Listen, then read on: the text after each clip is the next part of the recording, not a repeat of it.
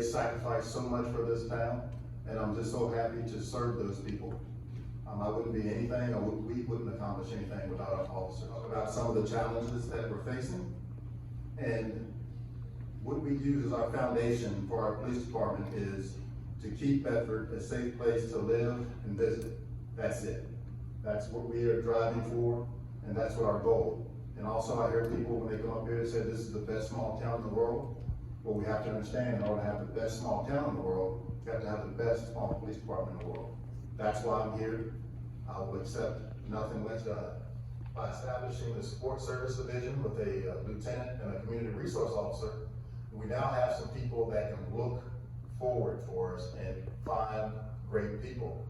What we were doing before is we were putting a big net in the river, and whatever fish flew through that net, that's the one we would grab.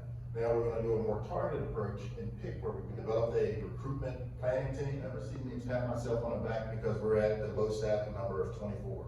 Because by the time I reach and pat myself on the back, we've lost 1 or 2 people. So what our plan is to plan to lose 2 or 3 officers a year.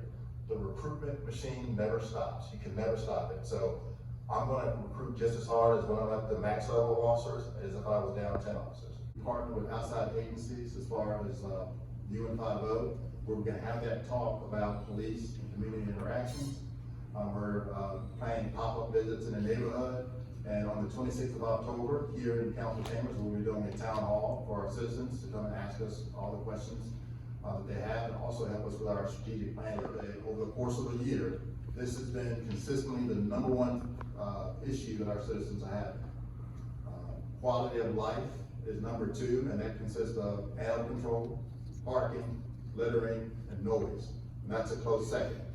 After that is traffic offenses. These 3 are where we spend most of our time. We spend most of our time doing these things, and we can't do a good enough job because of our staffing. And our citizens want these things taken care of, and we're not able to meet it up to my standards and up to these officer standards. That's where we're gonna call on you guys' help to help us figure out a way to take care of the citizens' needs, which is shown in this survey. There's a lot of stuff that goes on out in our Bedford streets. We are in between Roanoke, who's considered a source city of narcotics, and Lynchburg. And the only way they can go from Roanoke to Lynchburg is through Bedford.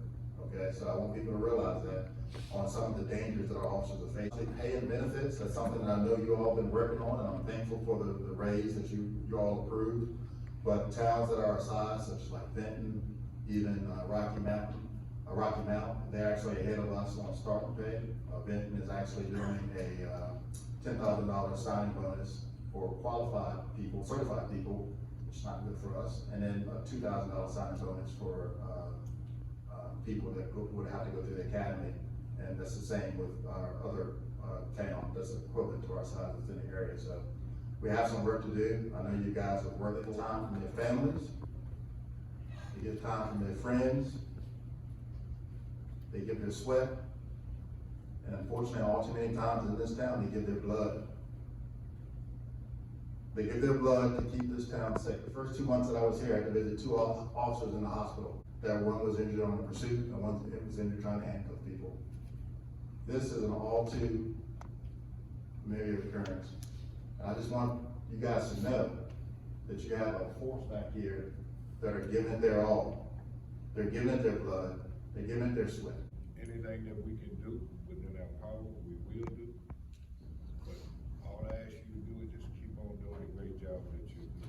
I can't say thank you enough. I know there's things we gotta do to help. Chief, you've got a great plan. It's our responsibility, our community's responsibility.